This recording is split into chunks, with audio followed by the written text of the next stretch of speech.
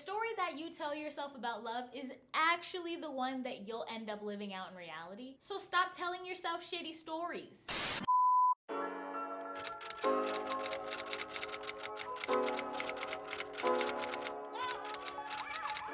Hi friends, it's tomiciamarie, aka the Hot Girl Professor, and I'm here to teach you why communication is actually key. I use my communications degree to break down pop culture phenomena, dissect common relationship issues, whether romantic or platonic, and give you tips on self-development. So without further ado, let's get into the episode. Today's episode is about how to view love as a story. For all my people who know what the law of attraction is, y'all minds are gonna be blown today. Like, the law of attraction is working through the midst of everything, and it definitely is when you view love as a story. So just hold tight to the end of the video to see what I'm talking about. So the essay that we're going to be discussing is called Love is a Story. It was written in 1990 by a man named Robert Sternberg. When I was reading this article, I was literally fangirling. I was like, stop. You're speaking on my life. You're speaking on my life. And my professor knows. He knows that this is my article. So let's get into it. If you see me looking down, that's because I'm looking at my notes. I don't want to miss anything. I want you guys to have all the information. So essentially, from the time that you were a little kid till now, all of the interactions that you've had with other people, the experiences that you've had, they've all played a part in crafting the idea that you have about love. So because of all those things, we've developed stories in our head about love, and we're seeking people to play the role of characters. We're seeking experiences to be plot points. You are essentially the main character in your own story, and everyone else is literally playing a complementary role. Everyone else is literally a side character. And just like any story, there's a beginning, a middle, and end. You have themes, you have plot points, okay? And you have characters. So we're gonna break down how you can actually view love as a story. So when you open a book, you open up, it's chapter 1, it's the intro, the foreword, whatever. Just like love, you have an initial meeting point when you meet someone. That person is essentially a stranger when you first meet them. When you first see someone, you have preconceived notions in your head about who they are, what they represent. The only thing that you can tell is literally like what they look like. So let's say you actually, want to continue spending time with this person. Over the course of time, you're actually going to break down all of the preconceived notions in your head about who that person is. So who they truly are and the ideas that you have in your head are clashing. They're clashing to make reality. And once you have that reality, you have the middle of the story. You have all the time that you spend with this person up until they leave your life, if they do at all. So when someone leaves your life, it's actually a tentative end. So just like stories, when you read a book, you finish the book, you close the book. That doesn't mean that you forget immediately what happened in the book just because you finished it. If it was a good book, over the rest of your lifetime, you'll remember that book. You might not remember the minute details, you'll remember the main character, you'll remember the big plot points, that kind of stuff. Love is just the same. Just because you cut somebody off or just because you broke up with somebody, that doesn't mean that you just erase them out of your mind like they never existed. There's a movie called what is it called? There's a movie that's called The Eternal Sunshine of the Spotless Mind that actually has like a machine that can erase your memories and stuff like that. That's really cool, but again, it exists in a movie. That doesn't happen in reality. So after you have that tentative end, that person is no longer physically in your life, they're no longer actively in your story, but that doesn't mean you forgot who they were to you, what they represented, like that all still stays in your memory. No story actually ever ends, it just changes. Let's say that you had a significant other, you guys were dating for 2 years, you broke up. Okay, so the story that you tell yourself about your significant other is that they were important to you, you loved them, etc. Now when you're broken up, you're like, they were somebody that was important to me. I loved them in the past. They're no longer a part of my life. You might have thought that they were caring and now they're narcissistic. You might have thought that they were beautiful. Now you're like, oh, they're actually, not the cutest crayon in the box. So the story that you tell yourself about this person changes. That doesn't mean the story ends. So just like in any story, there are themes. The way that you can think about themes in love is a lesson.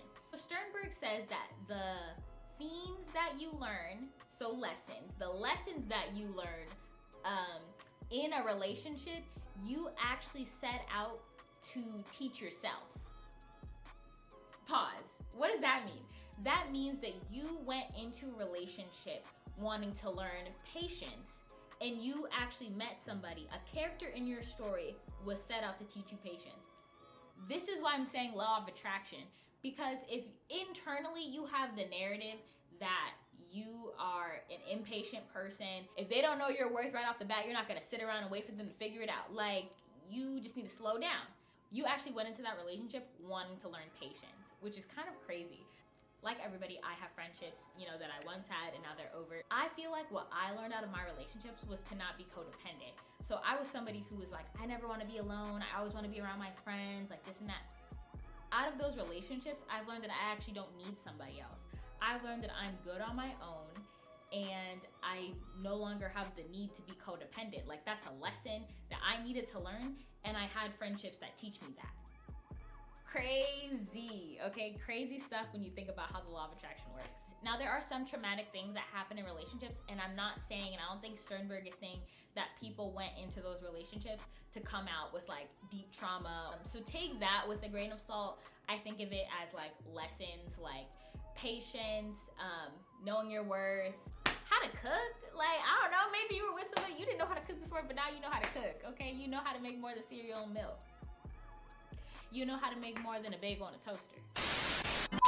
So now that you kind of know the basics, there's a beginning, there's a middle, there's an end, there's themes, and there's characters, you want to know what story you're fulfilling. Okay, I'll tell you. But before I tell you what story you're living out, like this video, you know you like the content so far.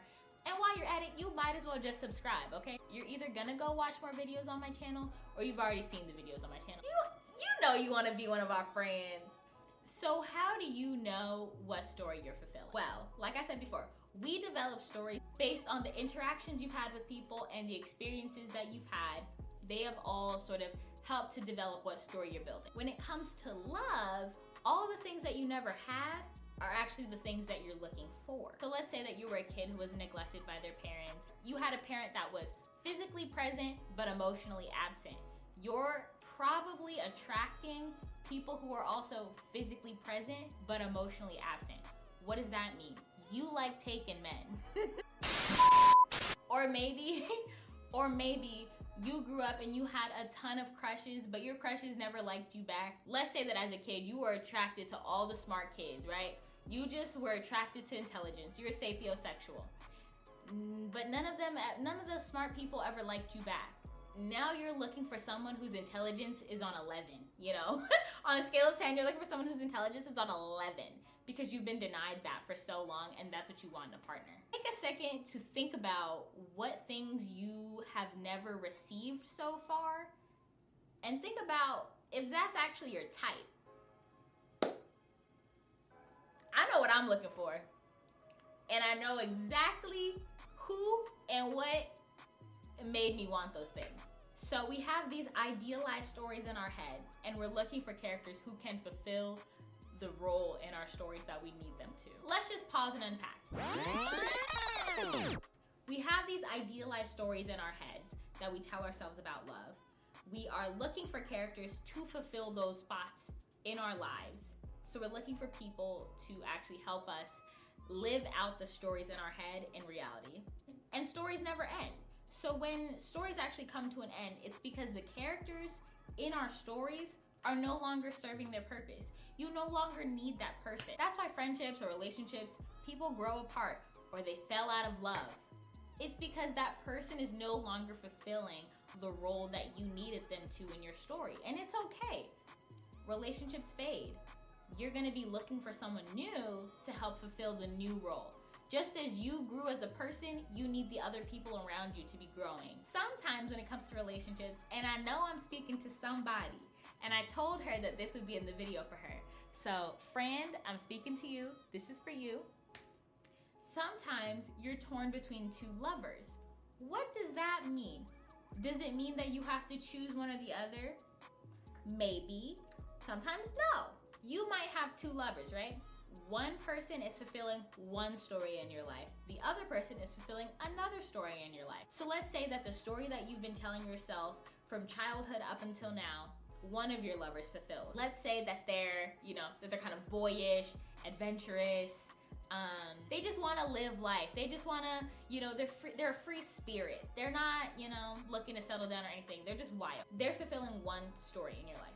This other person, they're stable, mature, they're looking to buy a house, investing in stocks, you know, they actually want a family. Like they're on a whole different level. That's the adult story that you're starting to build for yourself, you're starting to step into, but you're not there yet, which is why you're kind of the middle ground. That person is fulfilling another story that you're telling yourself about love. Now, you may want to have both of them in your life. At some point, I think you're gonna have to choose, but if you're in your whole phase, you know, if you're not exclusive, live out all the stories you want. And for my polyamorous folks, have all the stories you want.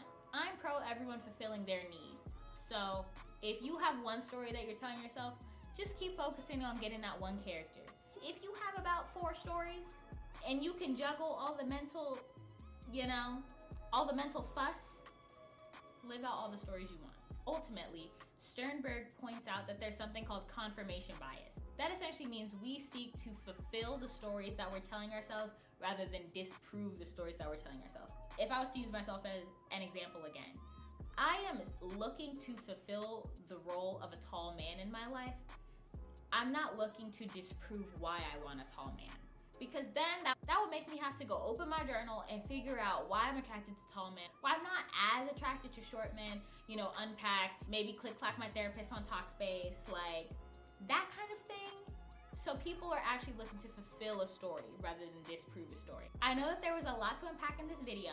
You probably still have questions about what specific stories you're telling. That's gonna be in part 2. So part 2, I'm gonna be talking about how you can actually view love as a game, view love as a fairy tale, view love as addiction, and then a special one, so make sure you watch. We're also gonna be talking about the triangular theory of love, which is the pillars that you need to have a healthy relationship. So make sure you go check out part 2. If you like this video, make sure you give it a thumbs up. As well, subscribe down below. I'll see you guys in the next one. Bye.